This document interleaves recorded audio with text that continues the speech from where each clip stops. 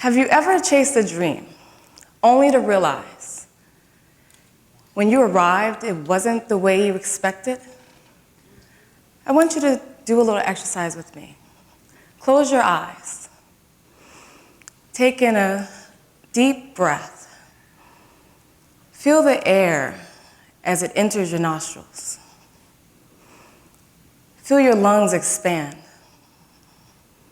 And as you breathe out, feel that sweet release. And then just open your eyes gently. It feels good, doesn't it? You feel present, aware. This is a mindfulness practice, one of the powerful stepping stones that you can take as you walk on your journey to self-actualization, becoming your truest and most authentic self in your truth that is very specific to you. But what is self-actualization?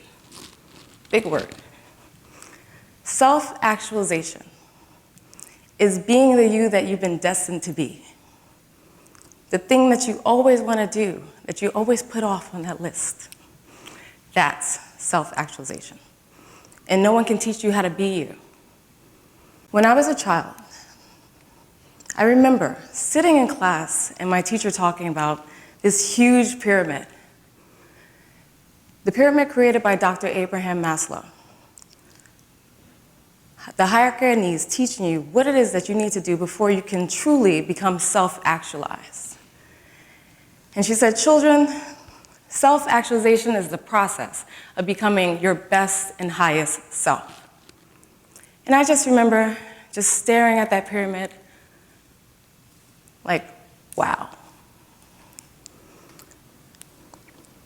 You see, I was 12, an overachiever. Straight A's was my thing, not because I liked school, but because getting good grades meant freedom, as in you can get away with anything that you want and you never got in trouble. So now it made me think, it clicked. Who cares about being at the top of your class when you could be at the top of your life? This resonated with me so deeply, it became my goal in life. So I followed it like it was truly my North Star. So I chased success. Education, check. Home, check. Family, check. I was living in New York City and running a multi-million-dollar department and moving at lightning speed. But I felt empty. I felt betrayed. Where was all this happiness and fulfillment that I've been waiting for at this point in my life? I had society telling me that I was supposed to be happy and I had everything I needed, but I didn't feel fulfilled. I had an entire checklist of things that I wish I could have done, but they weren't part of that list. At age 35, it all came to a screeching halt. I was deeply stressed.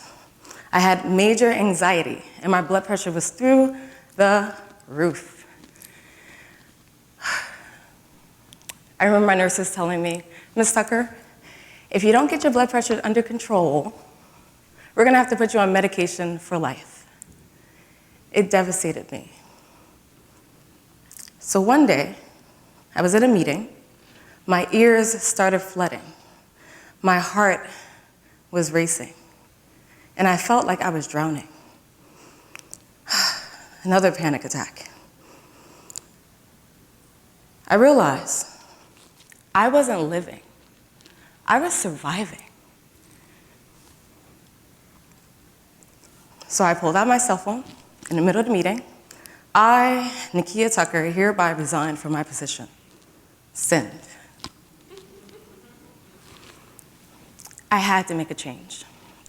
So let me ask you, have you ever felt that you're on a hamster wheel and there's no way of getting off? Better.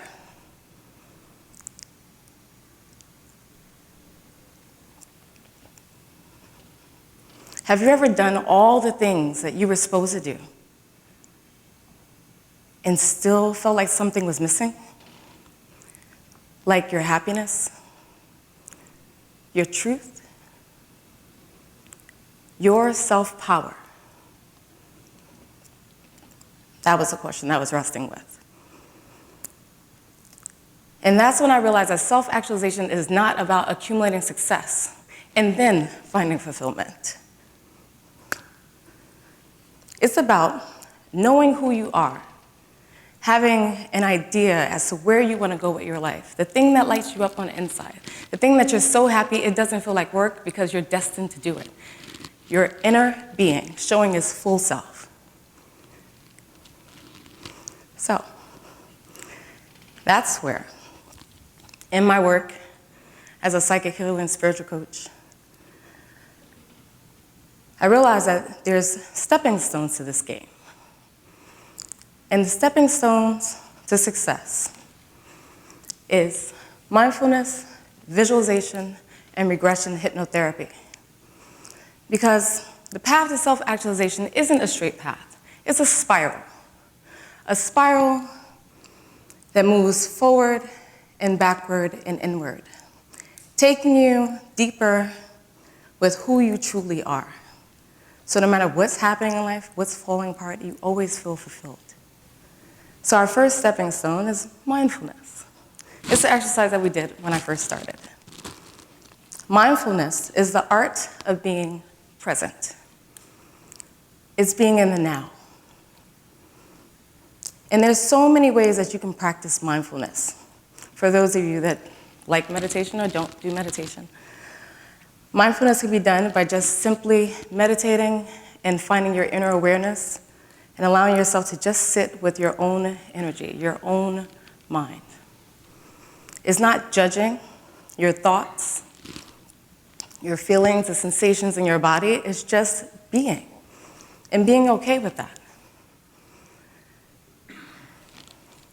You can also do a body scan, which I tend to love, where you take your attention from the top of your head and systematically release tension through each and every part of your body, all the way down to the soles of your feet.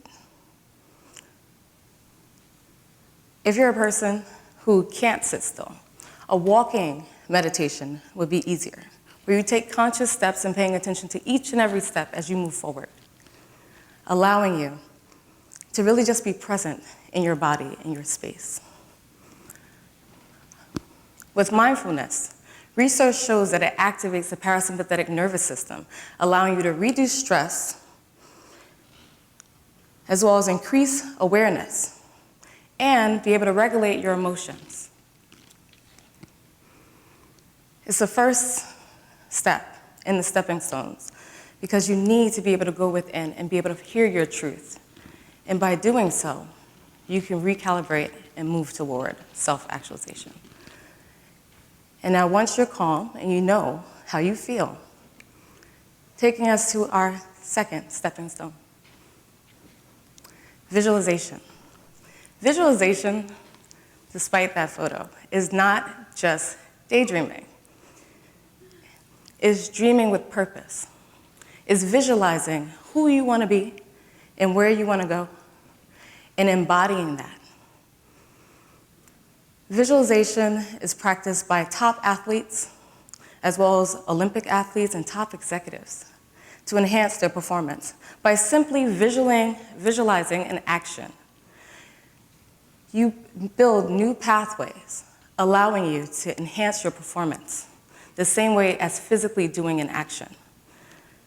Top athletes like Steph Curry, LeBron James, and Michael Jordan all use visualization to enhance their performance. The University of Chicago had a study with basketball players showing that basketball players who visualize making free throws, maybe Shaq needed that, making free throws improved their accuracy just as much as those that were physically doing the action, because your mind associates what you're visualizing with reality. It doesn't know the difference between visualization versus seeing something. That's just how the mind works. So you can use visualization to move towards self-actualization. So if you're one of those people who think that you can't visualize, I got you. I want you to just think of your favorite person in this world, or your favorite dog or cat, Everybody's different, you know? And think about this person or this pet and imagine their face. And I want you to look into their eyes. Notice the color of their eyes. And as you look at them, see how you feel. How do they make you feel as you connect with the thought of them? Allow that feeling to resonate. That's visualization. And it's super easy, and you can do it. You do it every single day. So for self-actualization, what you do is imagine your best version of self. Who do you want to be? What do you want to do? It can be anything. It's all up to you, and everyone's unique. And visualize that. And once you have a strong understanding of your values, you'll start to see that by being aware, your mind starts looking for opportunities to be able to move you in that direction, to align you with the actions and opportunities that you need to be able to move forward in that vision. The mind is a very powerful thing. What we think becomes our actions, and it soon becomes us. So now, imagine, you're calm, you have your vision in mind, you know exactly who you want to be and what you want to do. But as you walk, you realize you're carrying an invisible backpack, something that is slowing you down. This backpack is filled with childhood traumas, fears, phobias, wounds, previous limiting beliefs. Dr. Maslow also explored how fear can stop you from self-actualization. It can be an impediment in your road. So how do we get rid of this fear? There's many ways, but that takes me to our next stepping stone, regression hypnotherapy. And regression hypnotherapy is not manipulation, it's therapy. It's neuroscience. Hypnotherapy allows you to be able to access those deep parts of the mind in theta state.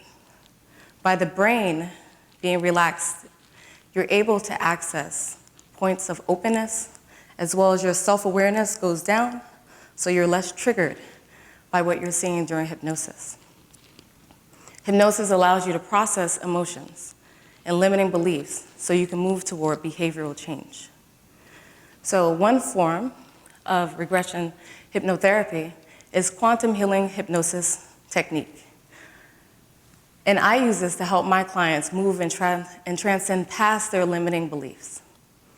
In QHHT, you allow the client to work with the subconscious mind by dipping into the deeper states of theta, the somnambulistic state, where they are less aware and able to process deep-seated emotions, things that you didn't know that was holding you back in life. And by doing that, you're able to see those emotions, process them, and remove those limiting beliefs. I had to do my own QHHT session for me because I had subconscious beliefs about identity, money, self-worth, love, relationships, you name it, I got it. And by doing my session, I realized it took me back to a time in which I was a child, where I was in fear of being too smart. Absolutely ridiculous. But that grew into a fear and anxiety of being seen and was impacting my life, leading to that anxiety. By doing QHHT, we're allowed to remove those limiting beliefs so we can walk into our future, unbothered and unoppressed. Self-actualization starts with you. You are the creator, you are the decision maker. You decide what it is that you're going to do and you move toward it. By simply utilizing these three stepping stones, you're able to move forward on your journey. And you can do that right now. There's no waiting. You can make a decision, and it's as quickly being done. So, I challenge you.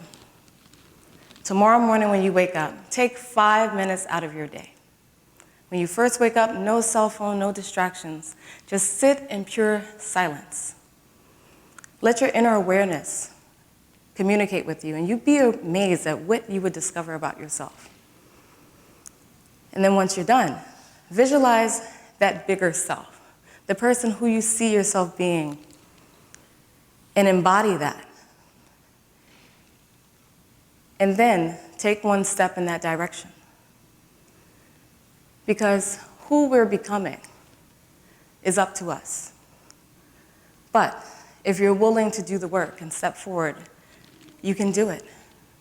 And you can be exactly who you came to be, you. Thank you.